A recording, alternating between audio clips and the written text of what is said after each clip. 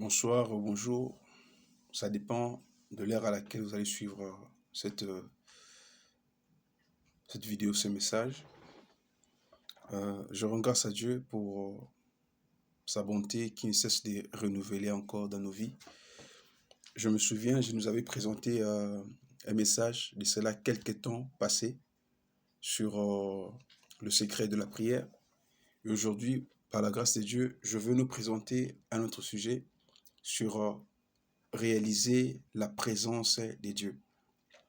Et sans plus tarder, je vais lire le chapitre en question. Je vais prendre quelques versets et par lesquels je veux nous transmettre la pensée que le Seigneur a mis dans mon cœur. De cela quelques temps que j'avais reçu ce message, mais aujourd'hui, j'étais convaincu de vous présenter ce message. Je vais lire dans le livre de Genèse, chapitre 28, du 10e verset, et je vais essayer de prendre quelques versets sur lequel se trouve le sujet ou bien la pensée que le Seigneur a mis dans mon cœur. Je sais que dans ces chapitres, il y a plusieurs pensées à développer, mais je vais prendre ces quelques versets par lesquels je vais vous transmettre la pensée que le Seigneur a mis dans mon cœur. Dans Genèse 28, verset 10, j'ai lu au nom de Jésus, « Jacob partit de Beersheba et s'en alla à Charan. Il arriva dans un lieu où il passa la nuit, car le soleil était couché. Il prit une pierre dont il fit son chevet. Il se coucha dans ces lieux-là. Il y eut un songe, et voici, une échelle était appuyée sur la terre, et son sommet touchait le ciel. Et voici les anges de Dieu montaient et descendaient par cette échelle. Et voici l'Éternel s'était né au-dessus d'elle. Et il dit, je suis l'Éternel, le Dieu d'Abraham, ton père, et le Dieu d'Isaac. La terre sur laquelle tu es couché, je donnerai à toi et à ta postérité. Je prends le verset 16. Jacob se réveilla de son sommeil et il dit, certainement l'Éternel est en ces lieux et moi, je ne le savais pas. Il y eut peur, il dit, que ces lieux est redoutable. C'est ici la maison de Dieu, c'est ici la porte des cieux. Parole du Seigneur. Yahweh, par ta grâce, laisse que ton esprit parle à toute personne qui va prendre l'opportunité de suivre cette vidéo et d'écouter ces messages dans le nom de Jésus-Christ qui est Seigneur. Amen. Par la grâce de Dieu, je vais essayer de parler avec vous, de vous transmettre la pensée que le Seigneur a eu dans mon cœur sur réaliser la présence de Dieu.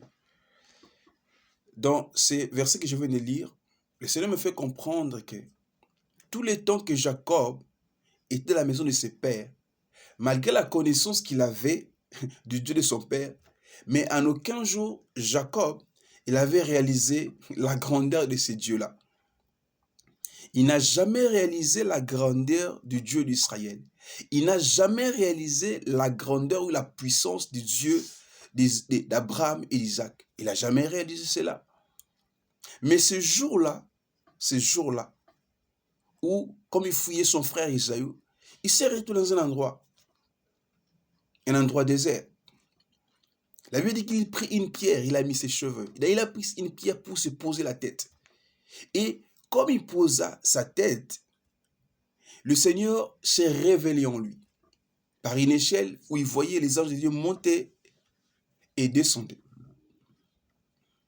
Et le Seigneur, il s'est trouvé sur le sommet de l'échelle pour parler à Jacob. Et Jacob réalisa que réellement, Dieu est dans cet lieu, mais moi je ne savais pas. Or, il dit, Dieu est redoutable. C'est ici la porte des cieux. Laissez-moi vous dire une chose, mes chers bien-aimés. À chaque instant, partout où le nom de Jésus-Christ est évoqué dans la vérité, le ciel est ouvert.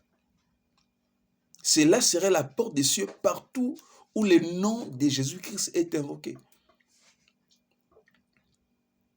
Donc, Jacob, tout le temps où il est resté chez son père, Isaac, il avait la connaissance du Dieu d'Israël, que le Dieu d'Israël a fait des merveilles, de grandes choses. Mais en aucun jour, il avait réalisé la présence de ces dieux-là. Pourquoi? Parce qu'il n'avait pas aussi eu la révélation de ces dieux-là. Et donc, avant de réaliser la présence de ces dieux-là, il devait d'abord voir la révélation de ces dieux-là. Et ces jours-là, le Seigneur fait grâce de se faire voir à Jacob. Et quand il a eu la révélation de Dieu de son père, le Dieu d'Abraham, d'Isaac, et c'est ce jour-là qu'il a réalisé la présence de Dieu. Je ne vais pas aller plus loin, ni faire une longue vidéo, ni un long message. Mais je vais nous faire comprendre une chose très importante, mes chers bien-aimés. Aujourd'hui, beaucoup des enfants de Dieu, ils lisent la parole, ils vont à l'église, ils écoutent la parole de Dieu. Mais la chose la plus importante, leur manque, c'est quoi? Avoir la révélation du Dieu de la Bible et de réaliser la présence de ce Dieu-là.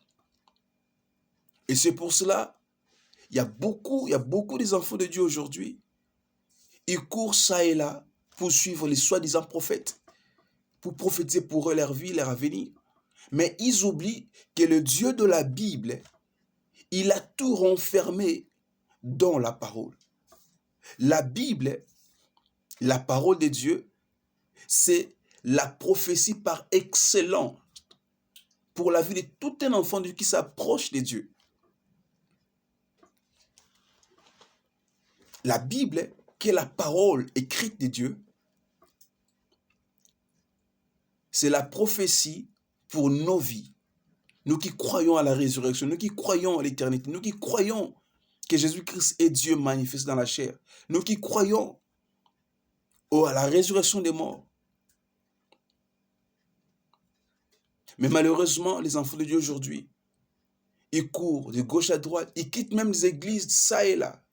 Ils changent des églises comme des vêtements dans le but de trouver des prophéties qui vont leur dire, tu vas aller en Europe, tu vas acheter une voiture, tu vas te marier. Mais ils oublient que la prophétie par excellence absolue se trouve dans la parole de Dieu. Jacob, il vivait dans la maison de son père, mais il n'avait pas réalisé la présence de Dieu. Et c'est la même chose aujourd'hui. Beaucoup des enfants de Dieu, ils écoutent la parole de Dieu. Ils lisent même la Bible. Mais en aucun jour, ils réalisent la présence de Dieu. Écoutez, mes chers bien-aimés. Jacob, dans l'endroit où il avait reçu la révélation de Dieu, c'était une terre désertique. C'était un endroit désert. Mais il avait pris ses mains une pierre. Il a posé sa tête pour se reposer. Mais c'est là que Dieu s'est révélé en lui.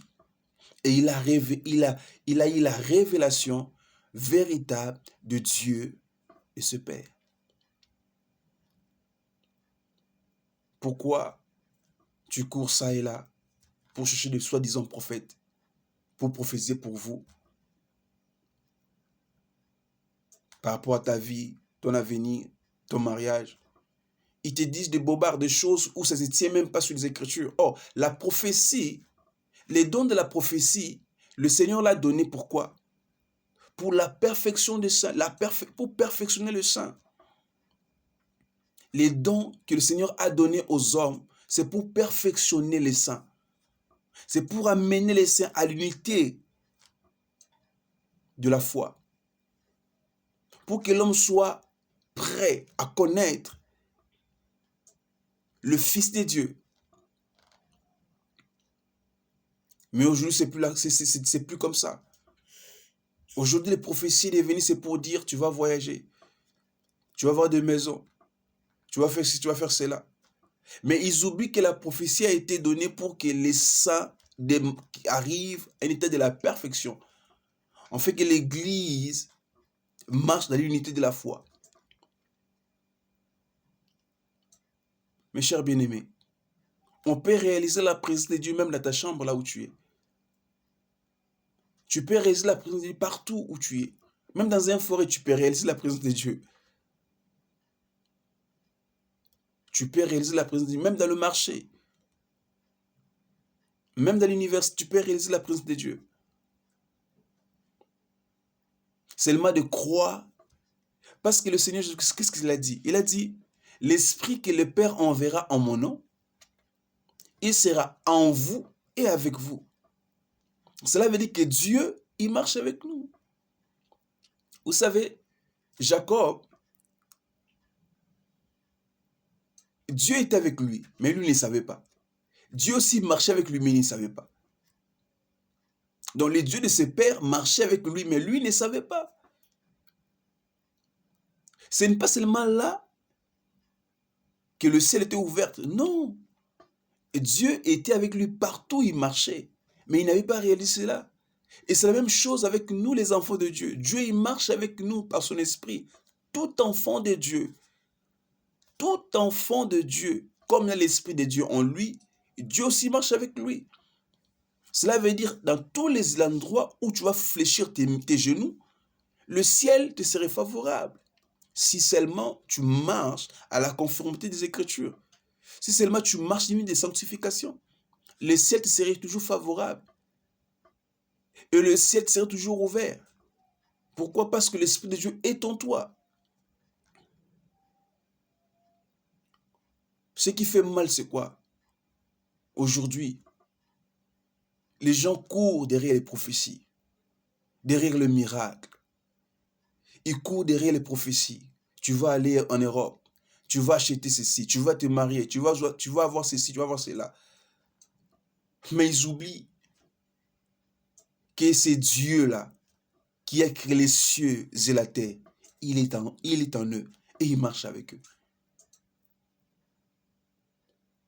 Je n'aimerais pas aller plus loin par rapport à ce message.